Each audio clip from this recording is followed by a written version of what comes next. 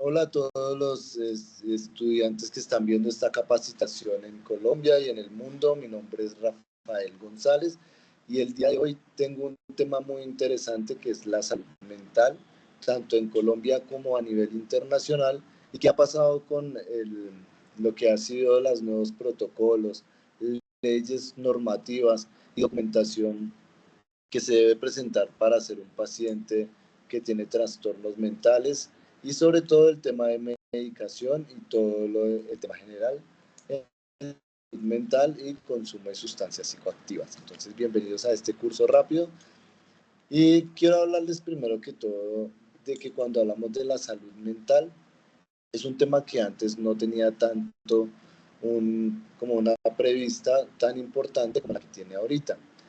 Es una época como en la que se sabe se ha venido teniendo trastornos mucho más frecuentes, en los cuales hemos evidenciado más asesinatos, más crímenes de lesa humanidad, más cosas que son estigmatizantes, y es lo que se está viendo en la actualidad porque la salud mental ya no es un juego. Entonces, en esta capacitación tan importante hablamos también del consumo de drogas y sustancias psicoactivas y el manejo de estas, y cómo ha influido esto en los hogares y cómo influye esto en las familias, cómo influye en la sociedad, y sobre todo cuando se ingresa a un área hospitalaria se debe verificar primero que todo qué tipo de paciente es y cuál es la patología, y esta patología pues nos la brinda el psiquiatra, ¿verdad?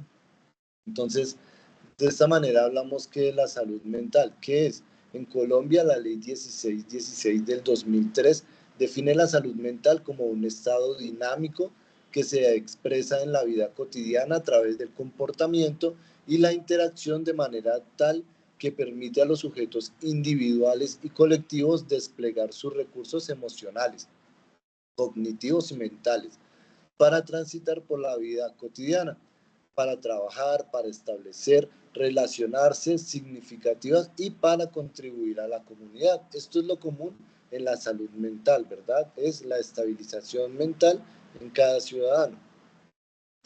Primero que todo, en la relación que esta definición hay que tener en cuenta que es muy importante. Uno, la forma como los comportamientos y cómo nos relacionamos con las personas y el entorno en nuestra vida diaria es el resultado de manera en que transcurren las percepciones.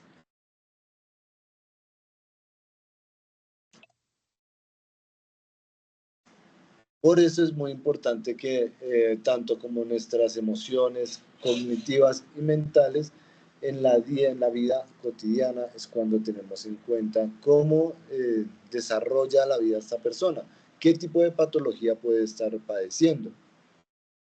Dos, que la salud mental es una construcción social que puede variar de un contexto a otro dependiendo de los criterios de salud y enfermedad, ¿sí? La normalidad y anormalidad ya se ha establecido en cada grupo social, que puede ser tan extenso como una nación o reducido como una familia. ¿A qué hace esto referencia mucho? Y es que en las familias ahorita hay muchos trastornos mentales, y no solo es una persona, ahora puede ser una familia completa. Antes se veía como de pronto una persona era la que influía en una familia con trastornos mentales. Ahorita se puede ver que no es solo debido a aspectos físicos, sino también metabólicos, y también sobre todo de temas de irrigaciones de en la sangre, en el cerebro, hipoxias, todo este tipo de cosas que llevan a una patología mental, una esquizofrenia, bueno, todo esto que ya vamos a hablar de ello. ¿Qué son los trastornos mentales? Actualmente no existe una manera biológicamente sólida de hacer la distinción entre normalidad y anormalidad mental. Tampoco se conocen claramente todas las causas de los desequilibrios en este campo. Sin embargo, mundialmente se aceptan dos clasificaciones de trastornos y problemas mentales, que es la CIE-10 y la DSM-B, que orientan a los especialistas en la identificación de cuadros clínicos, la definición de diagnósticos. De esta manera, el diagnóstico de trastorno mental, su tratamiento y pues, su pronóstico Dependen de la forma como se agrupan determinadas formas de pensamiento. Las percepciones, los sentimientos, los comportamientos y las relaciones consideran como signos y síntomas atendiendo a diferentes aspectos tales como ya sea su duración, su coexistencia y la intensidad del trastorno, ¿sí? Entonces, ese será un tipo de evaluación. La afectación también en la funcionalidad de quien los presenta. Afecta su desempeño en el trabajo, estudios u otras actividades de la vida diaria y su forma de relacionarse con las demás personas. Entonces vemos cómo el tema de la salud mental ahorita hace que haya un distanciamiento, haya un manejo de los entornos familiares, de los amigos, de la educación, ¿sí? Cómo las personas desarrollan un tipo de protección distinta, ¿sí? Entonces, ¿cuáles son los trastornos mentales más comunes en el mundo? Los trastornos mentales más comunes en el mundo son la depresión unipolar, trastorno bipolar, la esquizofrenia, la epilepsia, el consumo problemático de alcohol y otras sustancias psicoactivas, el Alzheimer.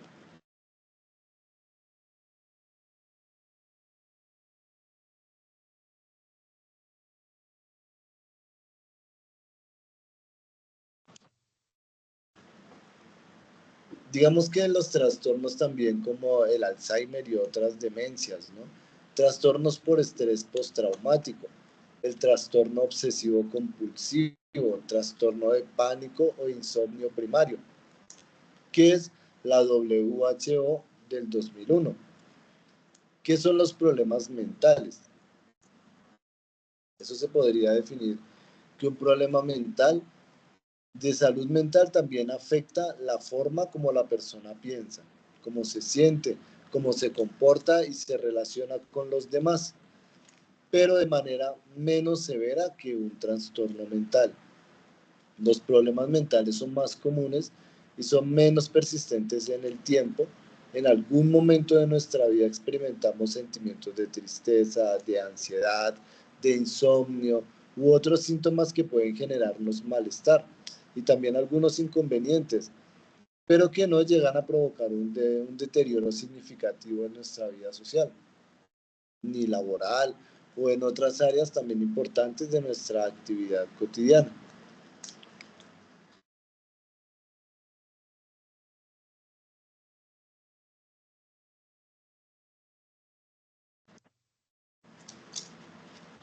Digamos que, ¿qué son los eventos de salud mental?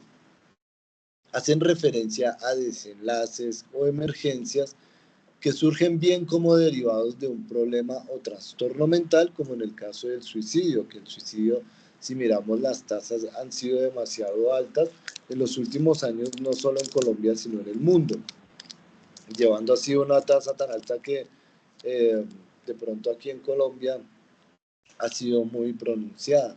Y no solo en Colombia, entonces esto debido a los comportamientos también que se pueda tener porque ahorita está la tecnología de por medio y la tecnología genera otros tipos de estrés y otros tipos de inconvenientes que también pues no existían antes. Entonces por eso hay que tener mucha precaución. Ahorita las drogas son un poco más asequibles, son accesibles para toda la comunidad y cualquiera puede conseguir un narcótico. Entonces el consumo de los narcóticos es un problema que es muy serio en la sociedad, que si no tiene un control adecuado, muy seguramente pueda salir de control. ¿Por qué? Porque su alta, eh, ¿cómo se diría? Su alta tasa de ser adictiva es muy alta. Entonces, cuando la persona tiene ese riesgo de estar cayendo en una droga que puede llevarlo a un círculo vicioso, quedará allí y muy seguramente es donde se presentan todos estos tipos de trastornos, incluyendo pues la depresión y más cuando se consume alcohol. El alcohol es un ansiolítico muy severo que altera bastante los nervios, que permite que la persona pierda el control de sus actos y de esa manera tenga un comportamiento muy distinto al que tiene cuando está en su sano juicio, en sus cinco sentidos. Entonces, por eso la mezcla del alcohol, las drogas, muchas veces las personas toman decisiones inadecuadas y pues se ve muy reflejado, como también las riñas, los problemas pues, problemas altamente delictivos también. Bien,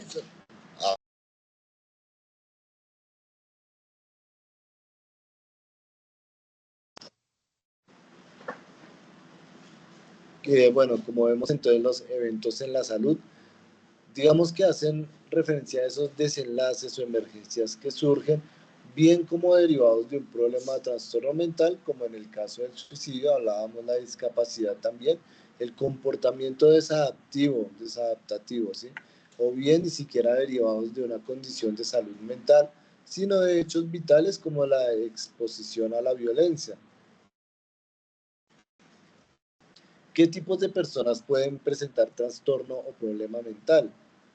Quienes cualquier persona puede presentar un trastorno mental, un problema o un evento de salud mental en algún momento de su vida.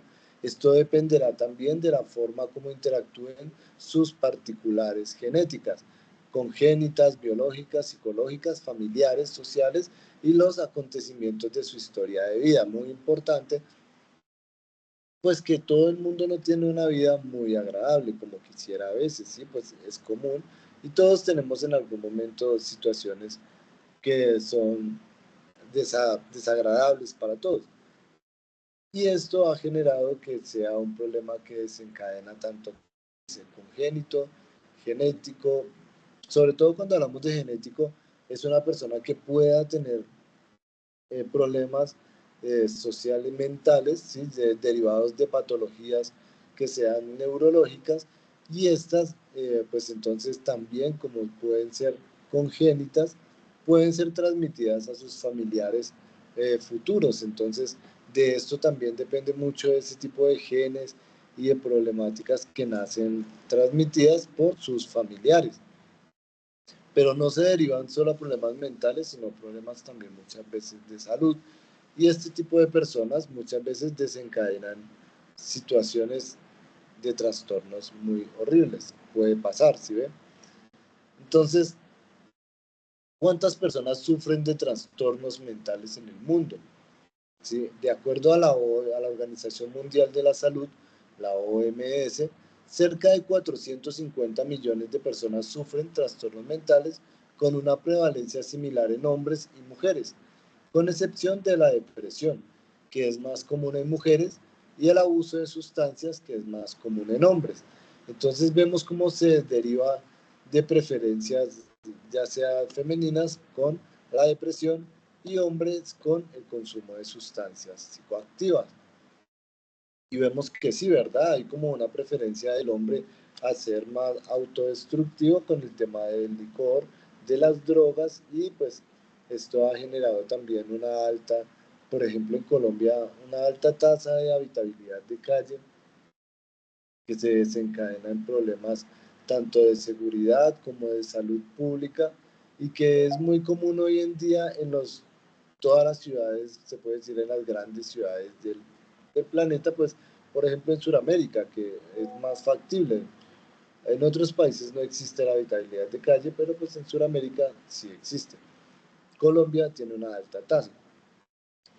¿Debido a qué? A trastornos mentales, a personas que por situaciones que han ocurrido en su vida han tomado las decisiones de tomar las drogas, pero pues con consecuencias altamente más graves, debido a que en Colombia a veces no hay una salida como pues otras potencias, ¿sí? O países que tienen una inversión más alta en salud en su población, lo cual ha permitido que estas políticas lleven a que las personas que están en este momento consumiendo sean más autodestructivas consigo mismo y desencadenando una tasa de habitabilidad de calle muy alta.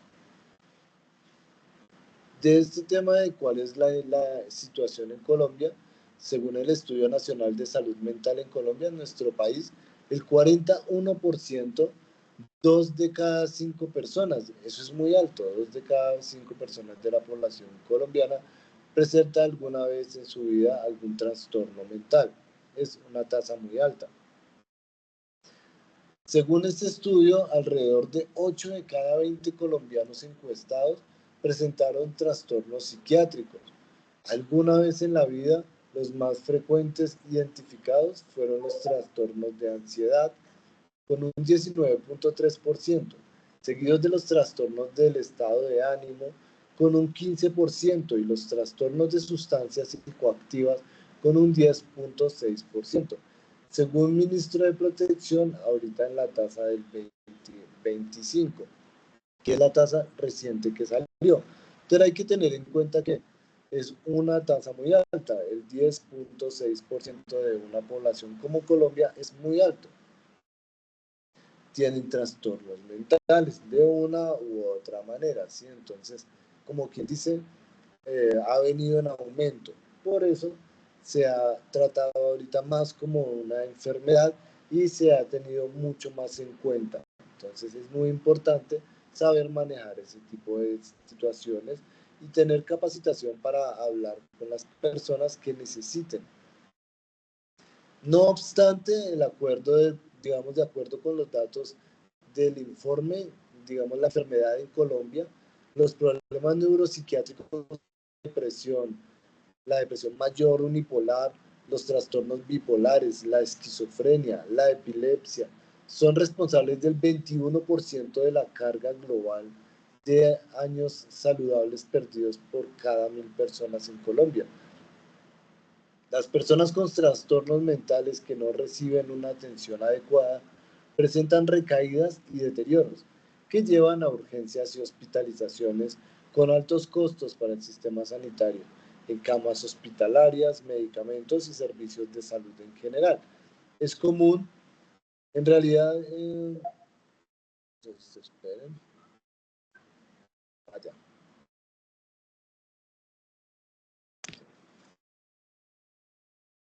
Por eso es muy común que ustedes puedan evidenciar también que los trastornos a nivel mundial han venido en aumento.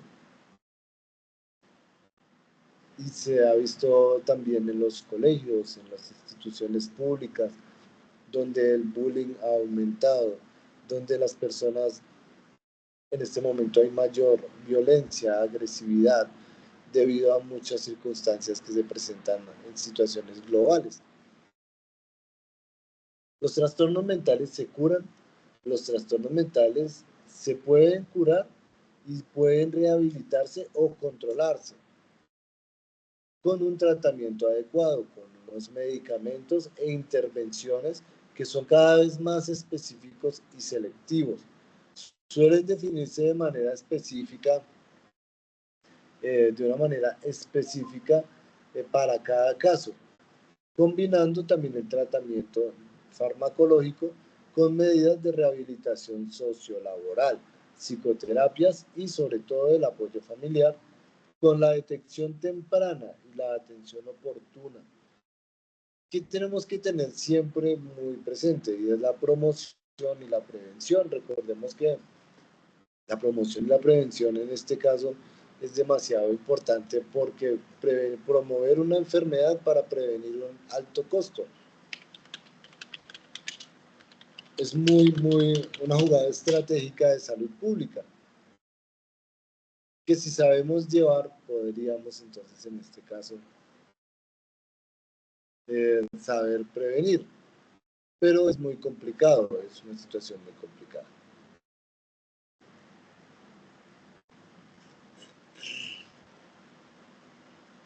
Bueno.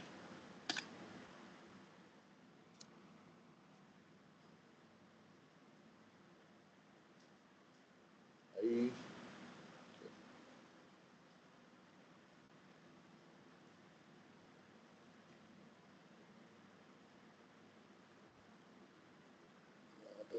Sí, los trastornos mentales, entonces, como ya dijimos, pueden ser curados, pero también se pueden promover y prevenir. Es muy importante la prevención antes que tener que tratarla, pues como tal la enfermedad o la patología. ¿Por qué las personas con trastornos y problemas mentales no buscan atención en salud? Existen diferentes razones relacionadas con el desconocimiento sobre temas de salud mental en los servicios relacionados con su prevención, la atención y rehabilitación. Sin embargo, investigaciones han demostrado que una gran parte de un número de personas con trastornos y problemas mentales, así como sus familias, no acceden a los servicios de la salud, pues más debido al estigma público y al autoestigma. Por este tema la gente no toma precaución y no lo asisten con su médico de cabecera, sino que permiten que avance hasta que se desencadenan situaciones de eventos adversos, de eventos específicos, tanto como la violencia, como todo este tipo de situaciones. ¿Por qué también no las tratan? Existen diferentes razones también relacionadas al tema de la salud mental y los servicios relacionados con su prevención, su atención y la rehabilitación. Sin embargo, investigaciones han demostrado que todas esas personas pues no deciden asistir.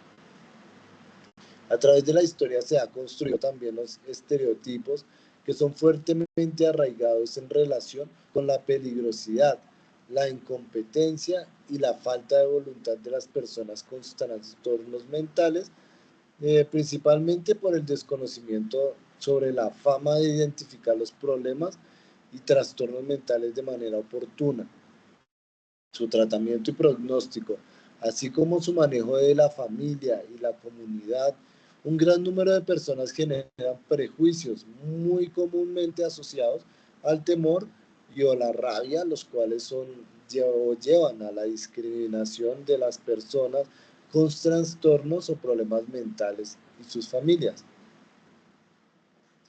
El prejuicio puede llevar a denegar ayuda o a sustituir la atención sanitaria por el sistema de justicia penal.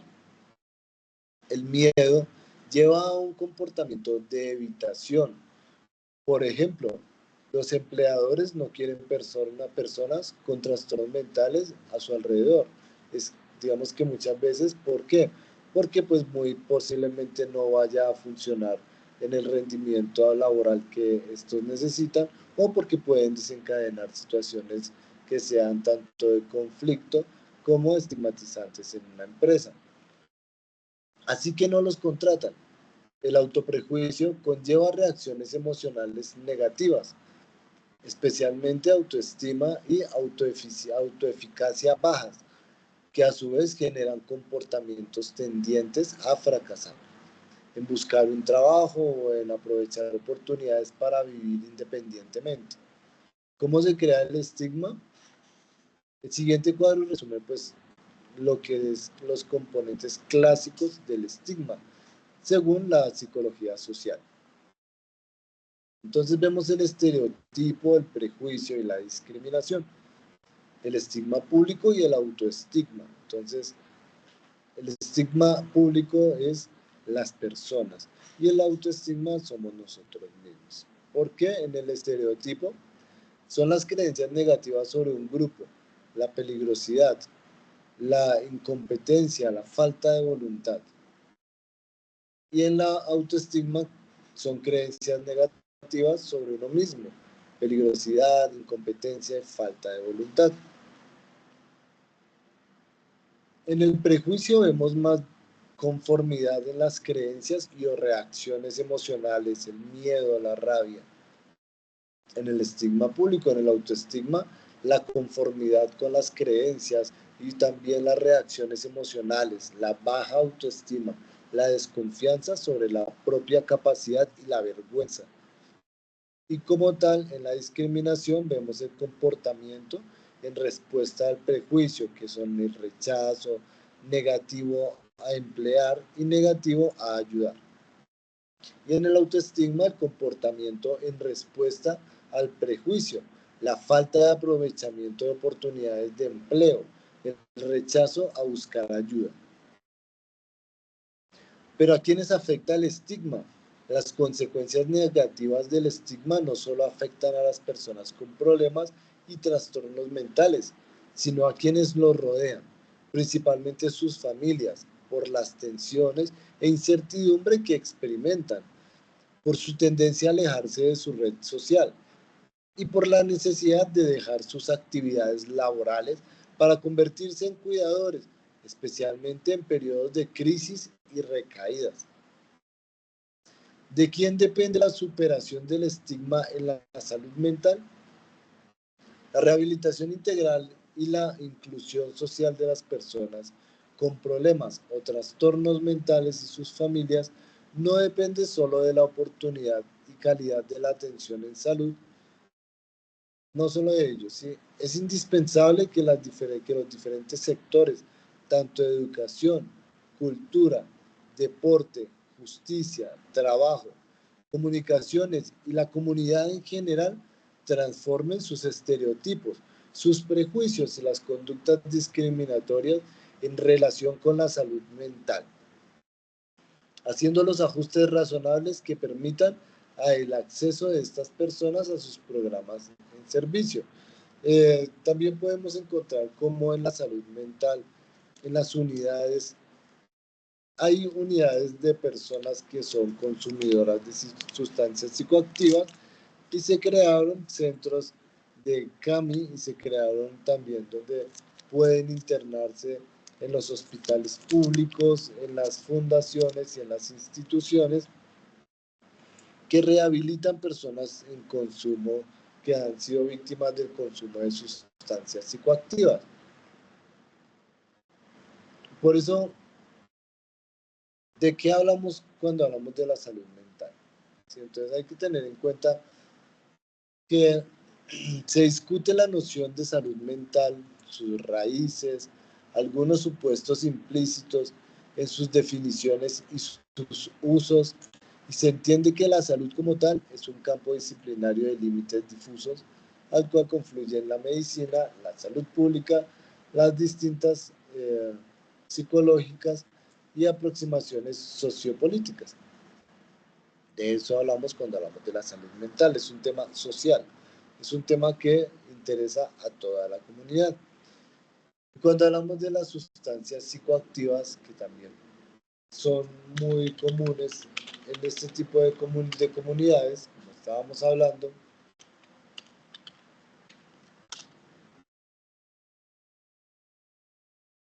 han venido en aumento de manera descontrolada, porque la salud mental se ha visto afectada sobre cómo las sustancias psicoactivas en su prevención y atención del consumo tiene un objetivo fundamental y es modificar los determinantes individuales, sociales y ambientales asociados al consumo de drogas legales e ilegales.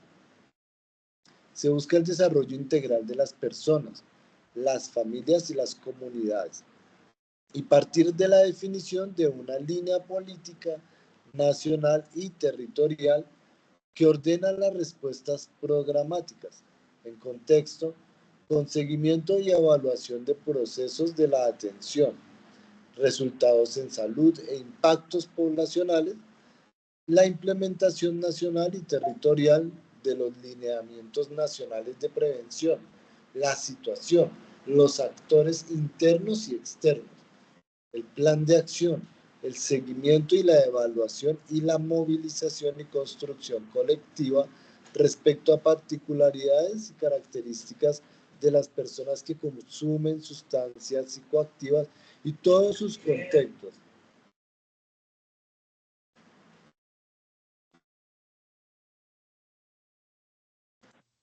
¿Cómo podemos definir la prevención del consumo de sustancias psicoactivas?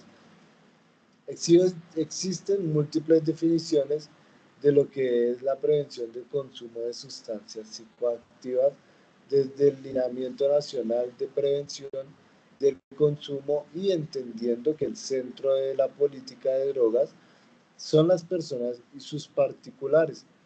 La prevención está orientada a ampliar la libertad de bienestar y de agencia de las personas y sus familias, Esta libertad se alcanza mediante el desarrollo de capacidades individuales y colectivas que permitan a los sujetos tomar decisiones informadas conforme a los retos y desafíos de la vida, también las oportunidades y mediante los procedimientos que organizan formalmente la existencia de la propia libertad, los funcionamientos.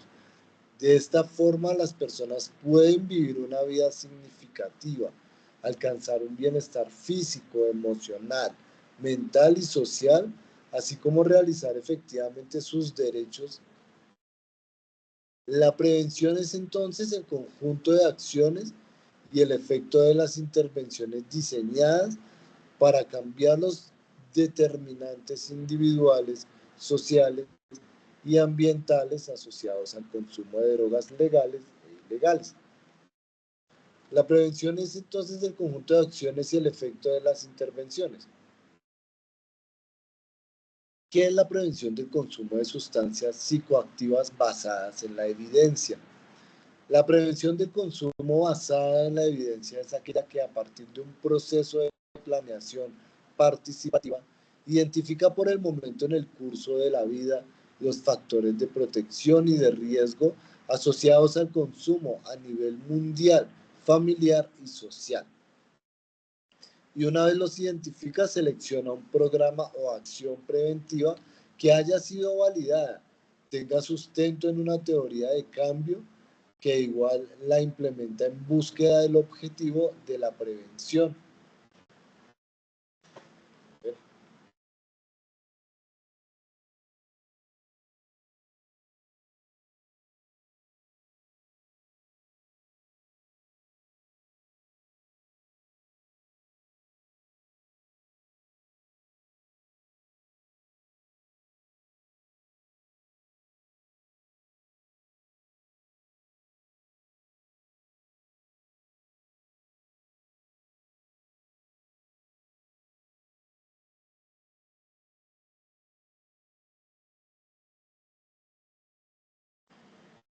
Entonces, ¿qué busca la prevención del consumo?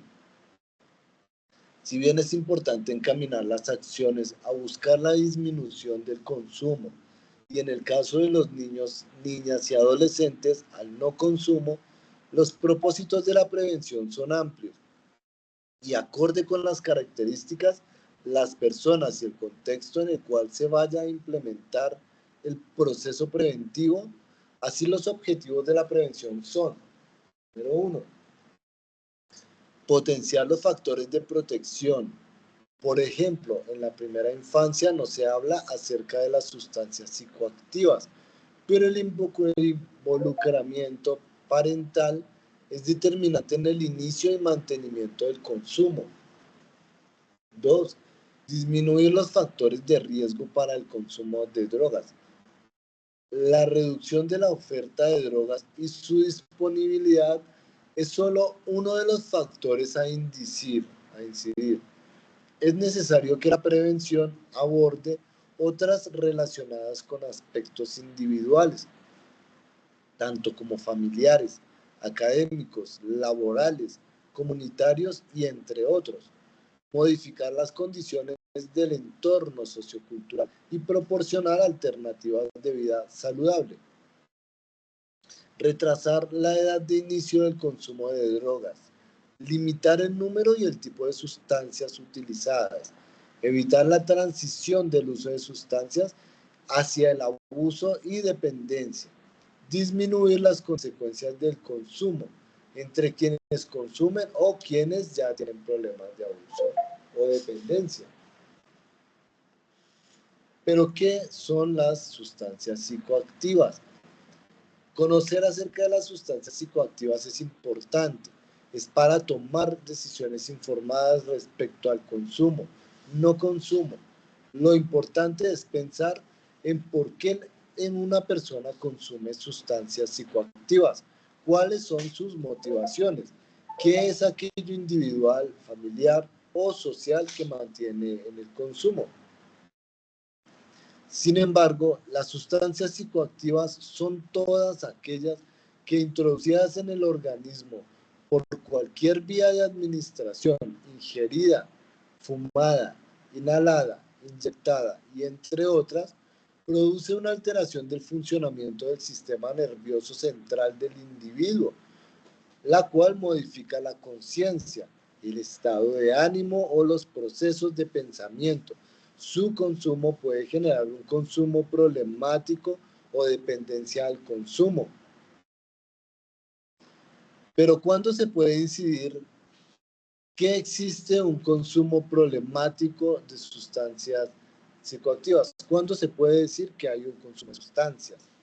Un consumo es un problemático cuando esto afecta a la salud, las relaciones con la familia y amigos, también cuando altera las actividades diarias como el trabajo o el estudio.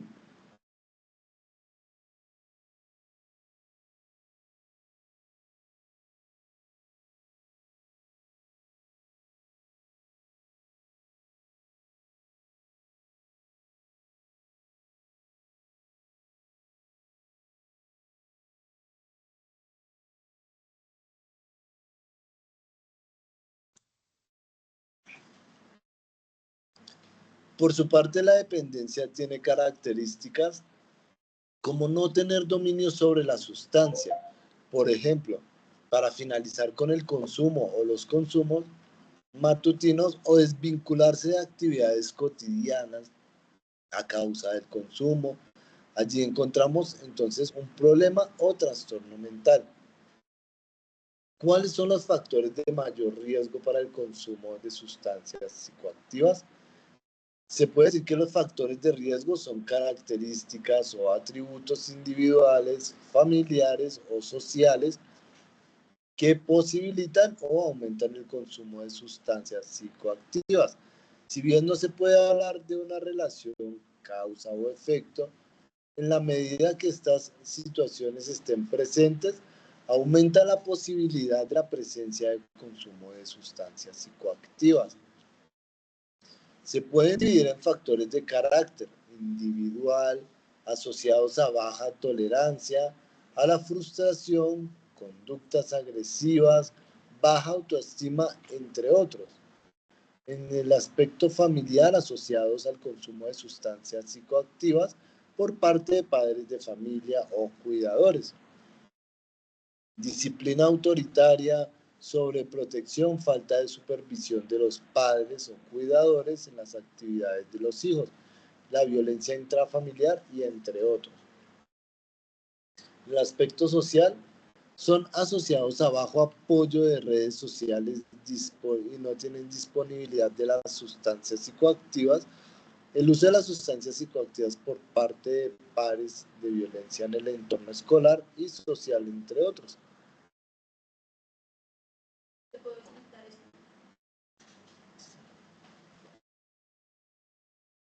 ¿Cuáles son los factores de protección frente al consumo de sustancias psicoactivas?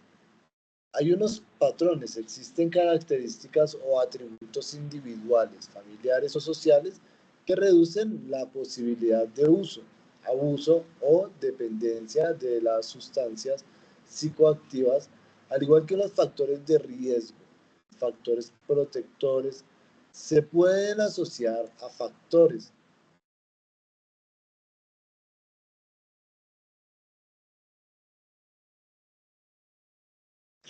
Digamos que en este caso, ¿cómo podemos prevenir el consumo de sustancias psicoactivas desde las familias? En la prevención del consumo de sustancias psicoactivas desde las familias hay un concepto clave que se debe trabajar y es el relacionado con el involucramiento parental, entendido este como la discapacidad de las familias para fortalecer procesos relacionados con la comunicación entre sus miembros. Por eso es tan importante que siempre tengamos ese conocimiento de nuestra familia y ser más allegados y tener una comunicación asertiva. En este taller encontramos cómo el consumo de sustancias psicoactivas y la prevención de la salud mental están muy asociados y arraigados en la salud ahorita tiene tratamientos distintos a cómo se ha utilizado la salud pública.